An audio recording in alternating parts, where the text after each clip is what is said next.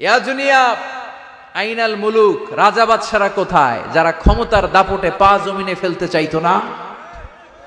আইনাল জাবাবেরা, অত্যাচারী স্বৈরা শাসকগুলো আজকে কোথায়? কোথায় আজকে? কোনো আওয়াজ নাই। আল্লাহ তখন হুঙ্কার দিয়ে বলবেন, লিমানিল মুলকুল ইয়াউম, who belongs the kingdom today. Allah চিৎকার দিয়ে বলবেন, আজকে ক্ষমতা কার? আওয়াজ করে বলেন, সেদিন ক্ষমতা কার?